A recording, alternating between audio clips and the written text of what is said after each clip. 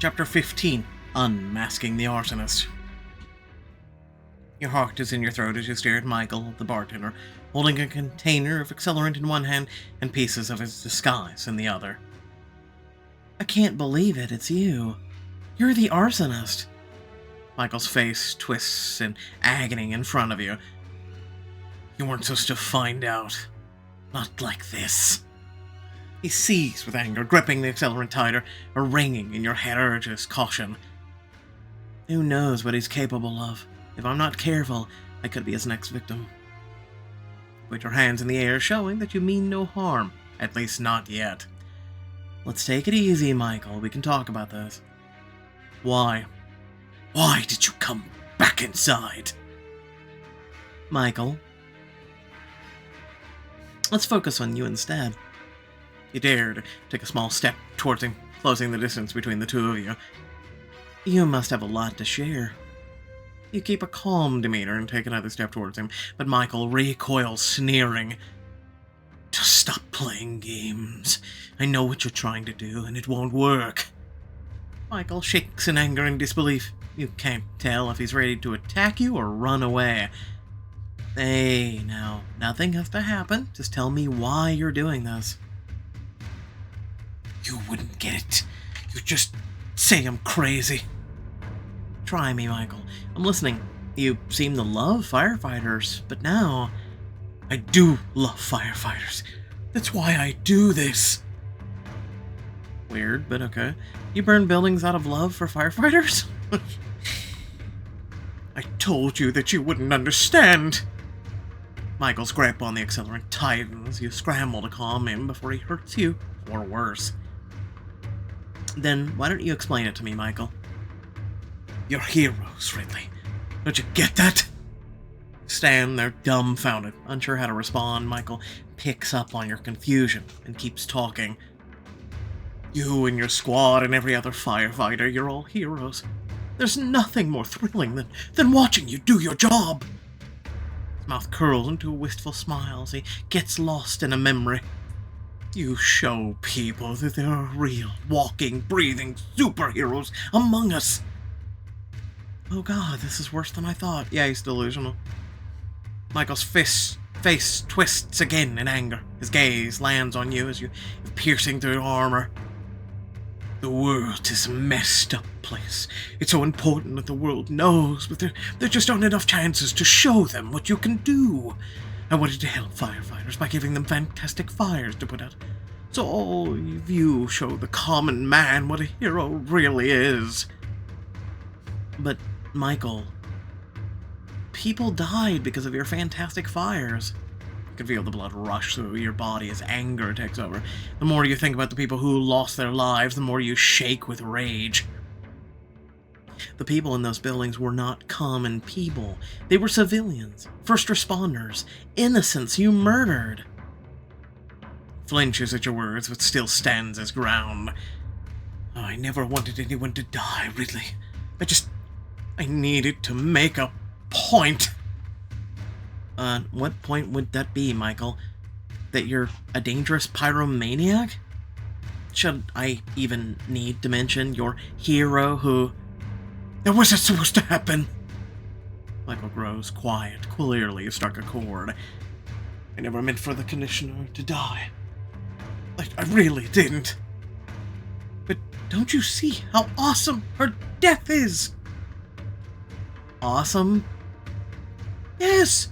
She died the ultimate death, a hero's death. There's nothing more honorable, Ridley. Krista died lying unconscious, covered in debris. Tell me how that's honorable. You want to keep tearing into Michael. You're well past your fear into a full-on rage, but your instincts kick in. Is that smoke? Sure enough, the acrid scent wafts through the air. You wheel on Michael. Michael, did you set a fire in your own bar? The night has been so great that I didn't want it to end. But you returned too early. You were supposed to be called back when the whole bar was up in flames. You would think that the Arsonist had been watching you all night. It would bring you all even closer as a team. Your eyes dart towards the door, looking for an exit route, but he sidesteps, blocking your path. I didn't want you to be the Boston Arsonist's latest victim, but you've left me no choice. Now that you've seen me and my plans, I can't let you leave. Michael steps towards you, and you brace yourself, ready to defend yourself. If this is how it ends, I'm not going down without a fight. But as he looms over you, the front door bursts open. Really, having trouble finding your keys? He pauses, taking in the tense situation between you and Michael. His eyes dart to accelerant in Michael's hands. What the hell is going on? Michael's the arsonist. He set the fire into the bar. No, it wasn't supposed to happen like this. First Ridley, now Phoenix. Nothing is going according to plan. He gives you a subtle nod from across the bar, and you know that the two of you can take Michael down.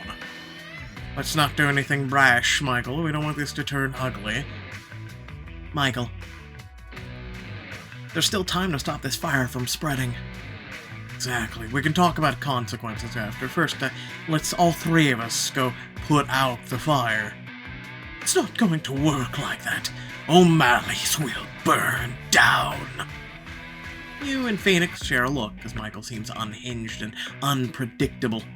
I'm sorry that you two were roped into this. I don't want either of you to die a slow, awful death in the fire. You and Phoenix take a small step towards Michael, thinking he's on the verge of surrender. So the best I can do is make this quick. In one fluid move, he drops the accelerant container, pulls a knife, and lunges for you.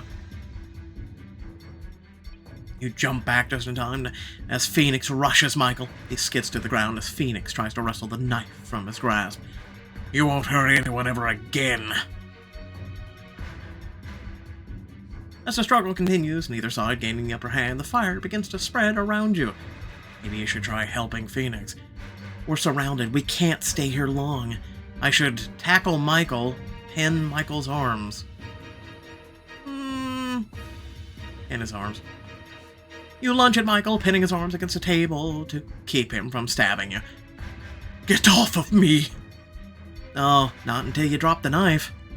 He struggles beneath your hold, trying to escape. Phoenix swoops in and wrangles the knife out of his hand. Or I make you drop it instead. Michael yells beneath your restraining hold, not wanting to give up. I'm sorry. I love 57. I really do. Luckily, as you finally begin to restrain him, you hear sirens approaching. Thank God. Phoenix, you hear that? Yeah. But as you look over at Phoenix, you can see he clutches his side. Blood gushes from a gaping stab wound in his stomach. Phoenix, you're hurt. I'll be fine. I can't let him escape. He's using whatever strength remains to hold Michael down until the police kick the door open. We'll take it from here. Immediately, the cops cuff Michael and escort him out as you hurry to Phoenix. No, no, no! Phoenix slumps over, growing clammy, blood pouring from his wound unlike anything you've ever seen before. Phoenix, stay with me. Ridley, go save yourself. Phoenix, we're making it out together. It's part of my training, right?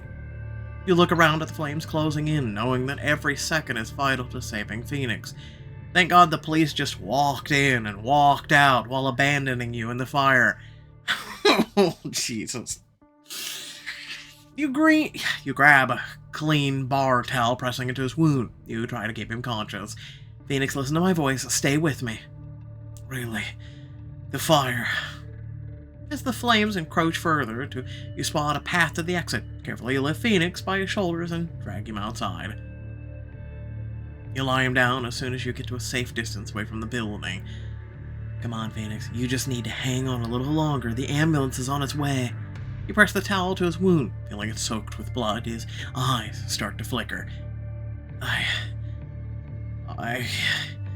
You... Phoenix's body goes limp in your arms as the ambulance sirens approach. After a long night waiting at Edenbrook Hospital, you and a few members of your squad wait impatiently for any news on Phoenix.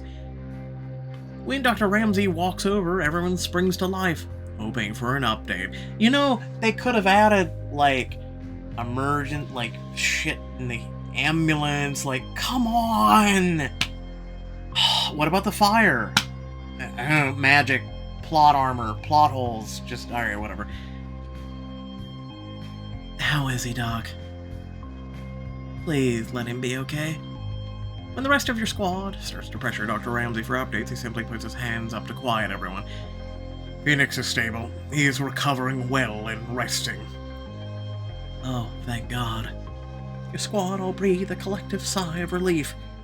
How long will Phoenix need to be hospitalized? Not for long. He's a tough one, and he's healing up nicely. That's great news. I was worried after how much blood he had lost. He should consider himself lucky as well. The stab wound missed all of his major organs. Can he have visitors? Not right now. He needs his rest, but Ridley, he has been asking for you constantly. He has? It would be sweet if it weren't so annoying. I'll permit you to go in there briefly to say hello, only to shut him up for a little while. You barely let Dr. Ramsey finish his sentence before you hurry to Phoenix's bedside. You're overcome with emotion when you see him breaking out in a smile at your appearance. Ridley. Phoenix. I was so worried. I was so afraid you wouldn't make it. You know me. I'm too stubborn for that. Besides, I couldn't leave you, Ridley. I've been pacing in the waiting room for hours, wondering how you were. I'm sure the new tread's in the ground. Thank you for your service. He chuckles at his own joke, wincing slightly. He takes your hand when he sees the concerned look on your face. It's merely a flesh wound, Ridley. I'll be back on my feet in no time with a cruel scar to boot. I can't believe you risked your life for me like that. Your fingers traces his outstretched palm, trying to memorize every small detail. He lifts your chin so he can gaze deeply into your eyes. Believe it, I'd risk my life so much more for you, Ridley. You're the most important person in my life. Instinct takes over as you close the distance between you and gently kiss Phoenix. He seems energetic and spry despite the injury, kissing you back eagerly. When you pull back, he's smirking. You can kiss me harder than that. I won't break. You laugh as you lean in again, this time kissing him with more passion. Your tongue slips between his lips, basking in the closeness.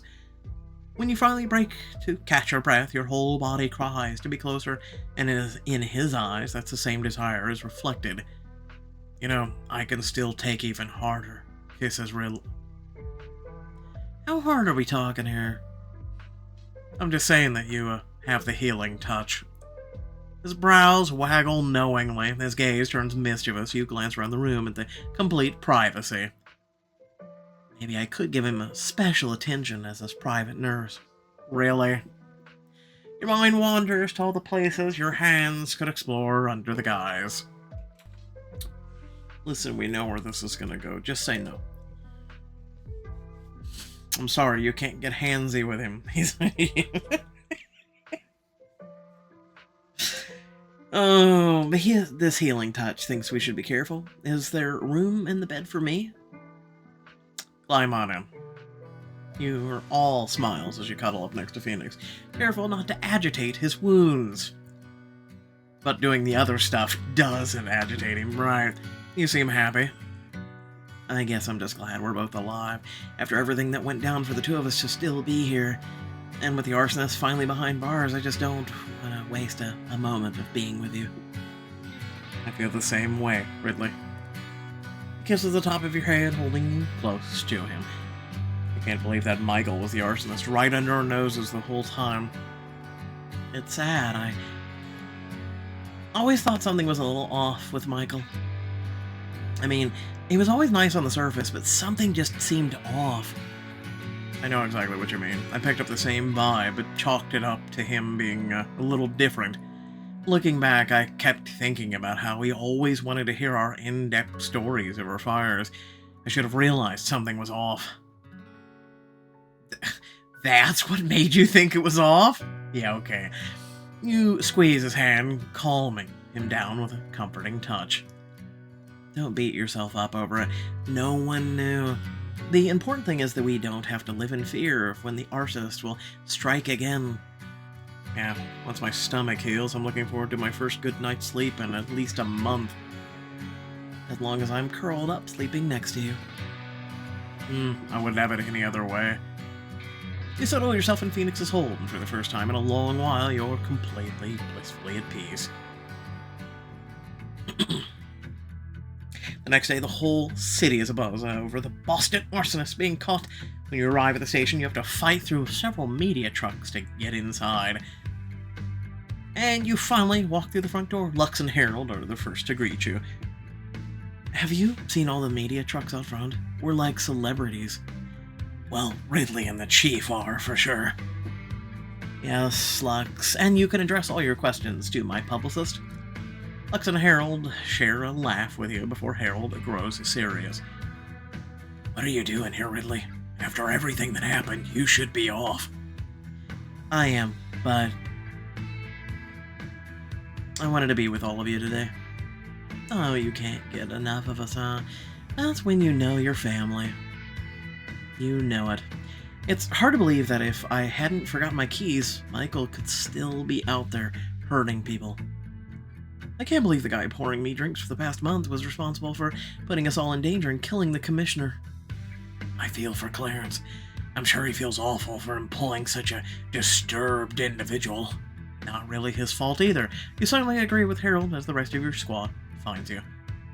All those times we were in O'Malley's commiserating on how we couldn't get to catch this arsonist just makes me sick. He's lucky they have him behind bars. I'd like nothing more than 5 minutes alone in a room with him. Michael will get what's coming to him. He'll be in prison for a long time, and deservedly so. Absolutely.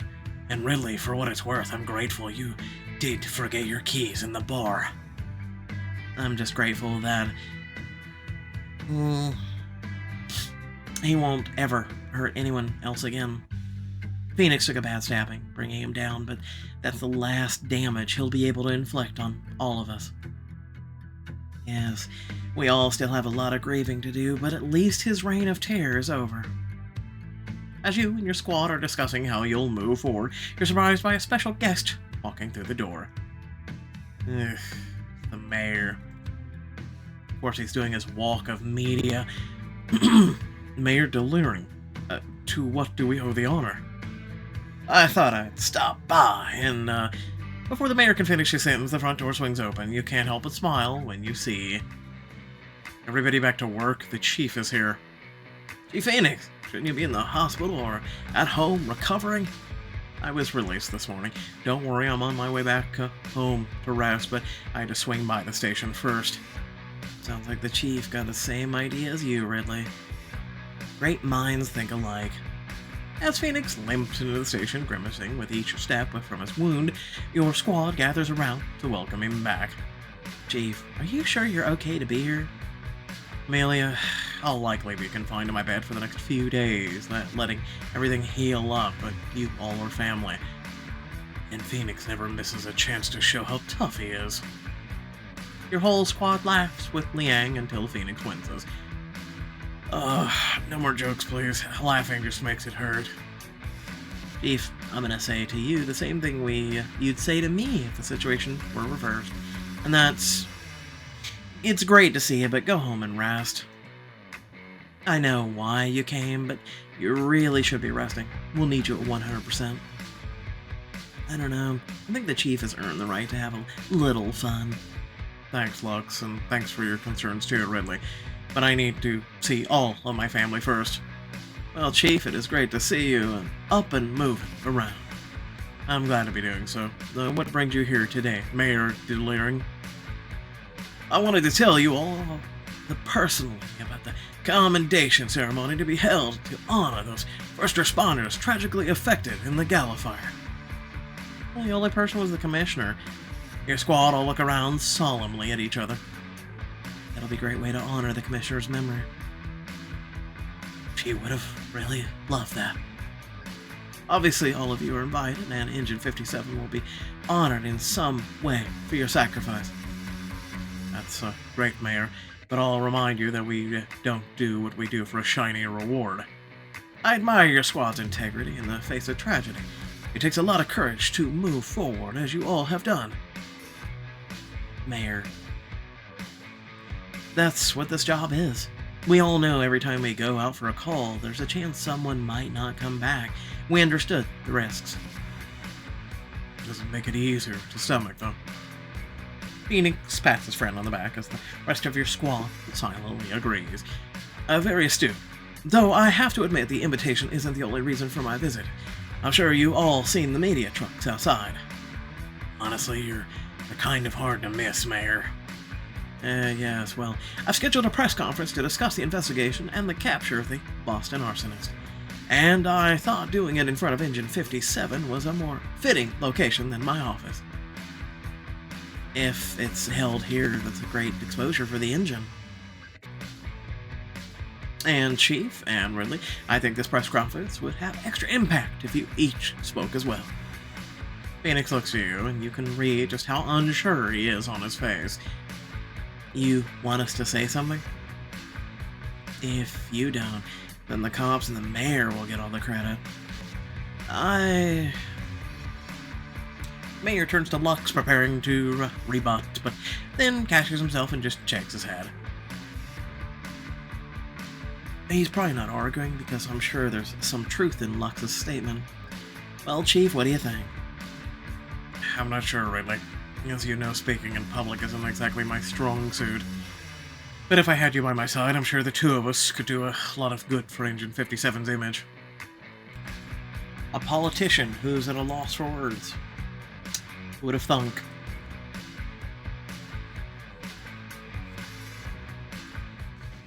Okay, let's do it. We'll show the world how great Engine 57 is. You're her, Mayor. Where do you want us?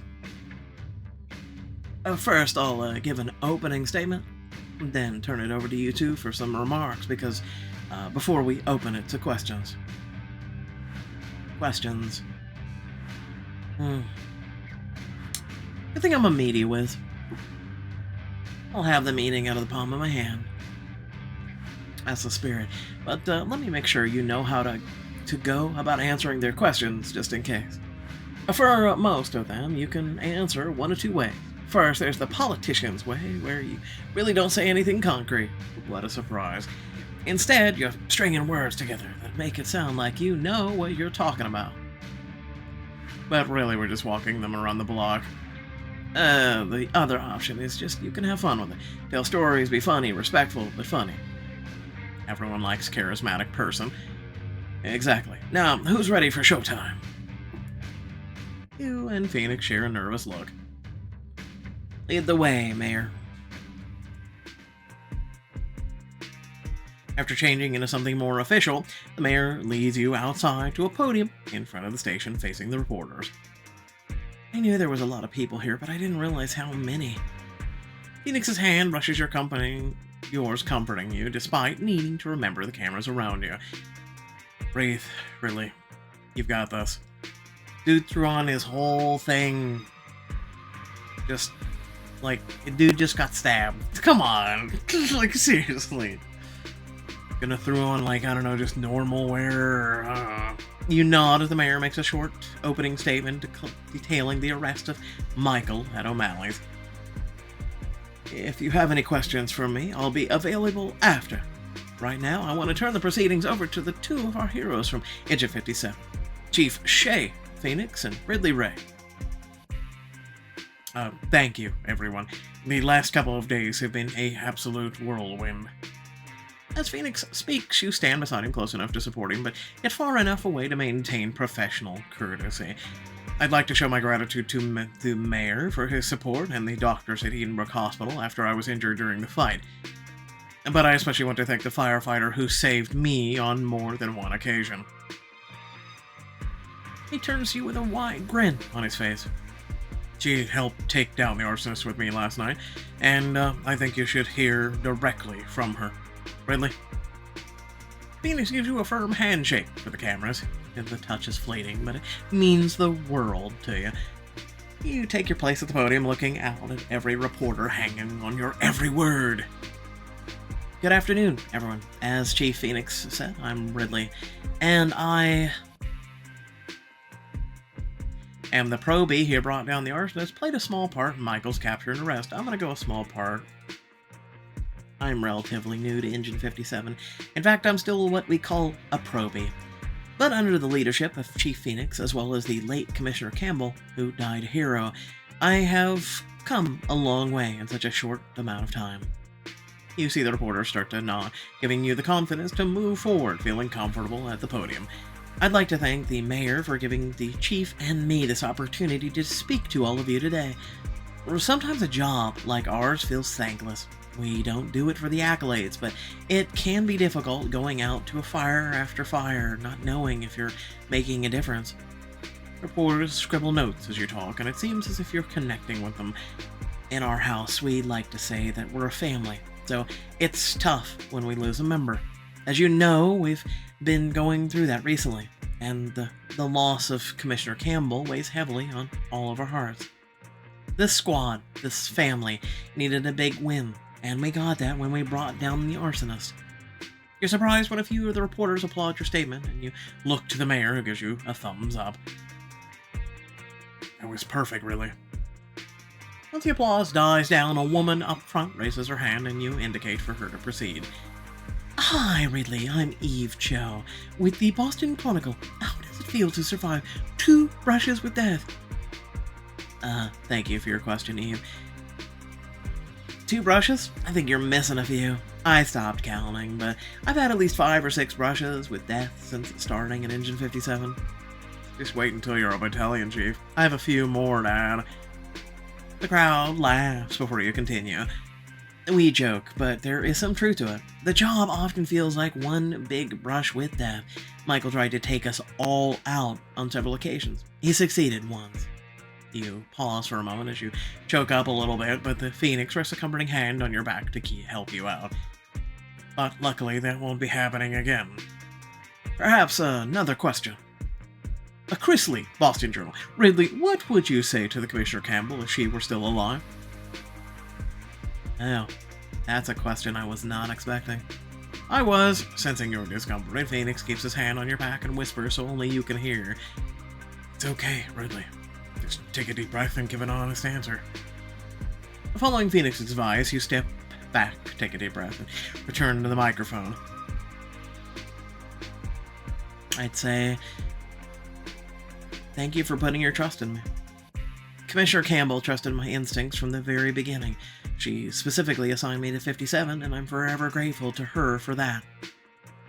Look back at Phoenix, who smiles at you. Looks like Phoenix liked my answer. I just hope the Commissioner heard it, wherever she is. And you, Chief Phoenix? I'd tell her I miss her, as does the whole city, and that we're watching out for her son, so she can rest easy.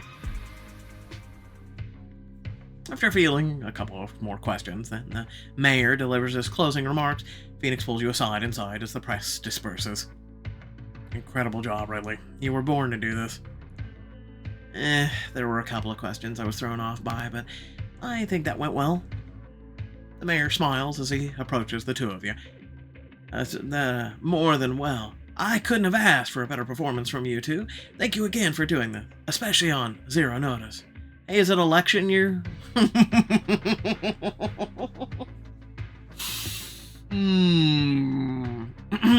I hate politicians, I'm serious. You can thank Ridley. I wouldn't have done it without her. Yes, it seems once again that I am owing a debt of gratitude to Ridley.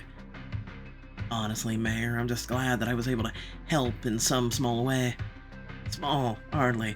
You've clearly got a knack for this press stuff. You'd make a great commissioner someday, or do I need to worry about my job? Honestly, I'd like to just focus on being a firefighter for now. commissioner, mayor, battalion chief. Those are all honorable positions, but I need to focus on being the best firefighter I can be right now. Phoenix smiles proudly at you. But you'll be the first one I call after chief, of course, if I feel like I want to tackle bigger issues. I'm going to hold you to that, Ridley. As the mayor's staff begin to urge him on to the next appointment, you say your goodbyes, but he does turn back once more, getting into his car. You know, Commissioner Campbell once told me that she sent you to 57 to rally them together as a team. I just wanted to say that you've succeeded beyond any of hers or my best hopes. Thank you, Mayor. I'm honored to call Engine 57 my family. Yay. After the press conference, the mood in the station is the lightest it's been since the gala. I don't think I've seen people this jovial in a long time.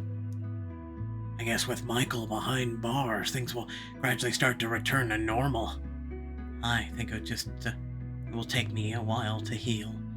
A little longer to adjust to life without my mom, but I'm looking forward to the challenge. That's a deck I know and love. She kisses Declan sweetly, and normally your squad would tease them relentlessly, but today, everyone just smiles at the happy couple. This has been a hell of a month. We've lost a lot, but I'm glad that I regained a friend. He smiles at Phoenix, who punches him playfully in the shoulder. Alright, this has been great, but we're on the verge of getting a little too touchy-feely for my tastes. Besides, I need to go home and begin my recuperation if I ever want to get back to work. Come on, I'll give you a lift. You say goodbye to Phoenix, or to your squad, and help Phoenix in the passenger seat to drive him home. Can't wait to get home, lie my head down, and sleep for the next 3 days. Now, that I find hard to believe. Oh, and why is that? Because you can't not think about work for 3 days? He laughs as he rolls his eyes. I'm not the workaholic you pegged me for, Ridley. Or at least not on rare occasions when I have time off. Also, if you think I'm going to drop you off and not make sure you're being cared for, you've got another thing coming. After you spoiled me with omelets, massages, and a movie, I've been counting down to when I could return the favor. Oh, so I can expect you to be dawdling on my every need for the next few days? Well, when I don't have work. As you reach out and grab his hand in yours, you find yourself passing O'Malley's. You pull over in front of the remains of the bars. Clarence digs through the rubble, salvaging what he can. Hey, Clarence, managed to save anything? Not a whole lot, unfortunately. What a shame to see this place that brought us so much joy in shambles. I don't know how I missed the signs with Michael. You weren't the only person to miss them. We all did. There's a reason they say hindsight is 20/20. It's true. He was on the receiving end of my drunken sorrow for years, and I never guessed the truth. The insurance company is on their way to take a look, and then we'll begin the rebuilding process. Mark my words, O'Malley's will be great once again. I'm sure. This place, the great thing about this place and the people is that we'll always find a way to rise from the ashes. You mean like a phoenix? But shh. The three of you let out a loose, cathartic laugh. You look up at the charred remains, seeing the promise it holds. I can't wait to see this place in its heyday again. We just need time. Oh, lordy lord. Looks like we're not done just yet. Without further ado, thanks for watching. Please remember to like, share, and subscribe. Head in the description. Plenty of things to check out there. And ways to support. Be greatly appreciated. Sorry about being a little late by about a day and a half, but, you know, life is life, and sometimes you just need to rest and recoup and whatnot. So, yeah, at least I'm getting it out. So, otherwise, let me know your feelings on this. I'm going to be honest with you. It was okay. This book, as we're nearing the end, clearly, it was okay. The thing for me, though, is, and I'll just make this quick, I just feel like this was rushed. Like, I'm going to be honest with you. I feel like this was rushed. You could have, I don't know, you could have had a fight sequence. The fire could have been worse, right? Like, we've had smaller instances in other books that were drawn out to be bigger during things like this, and there was moments where you'd have like the things of like dodge left, and you'd have to hit the button for dodge left, or you screwed up and took damage, and you could even die in those books, and then it would be like redo. Who remembers that stuff with me? Like, seriously, how many of you actually remember that?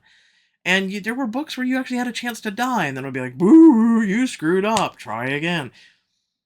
We don't get that anymore. We know. We like the quality of writing is just downhill. This happened so quick, and then it was just, I mean, who called the police for starters? The police got there before EMTs and the fire department? And then the police just walk in, oh well, we just arrest him, the police don't help you. Like, they like, come on. Come on! Like, this could have been so much more well written. Like, as a person who I'm never watched Castle before, but I've been watching a bit of Castle. I won't spoil it for those of you who haven't watched it, because again, I'm a person who's just now starting to watch it. You have a like a TV series which is funny and has moments and just all sorts of stuff, and it's just, come on, guys, like, what's going on at Pixelberry? Like, do you need help writing? I'm more than happy as a person who has wrote stories and done things. And, I don't do things professionally because I'm not out to write stories and whatnot and make a buck off of them. I really am not. And then I also just don't have complete and utter confidence. And it's not make a buck. I'm talking about, like, literally write a book and put it up there and New York bestseller and all this other shit. But I'm just gonna be honest. Like, come on, this feels so hurried and rushed. Like, and I know I'm not the only one who feels that way in terms of a lot of the books lately. And you have a lot more people leaving the company, and just there were so many people back in the day vying to get into choices to be a writer, and now it's just gone downhill. Like, even myself, I used to just want to be even just reached out to for feedback and whatnot, and now it's just, you guys just don't listen. You're in it for the buck. And I hate to tell you this, but long term versus short term gains, you always want the long term. You do not want the short term. And you guys have been doing short term for a while now. In the beginning, you guys were going for long term gains, and you guys were doing it, man. Like, you were in the top grossing app for this type of genre, and especially just top grossing period. You guys screwed up, man. You guys, like, the quality of writing's just gone down. This saddens. All right. Anyway, thanks for watching. Catch y'all later. Peace out.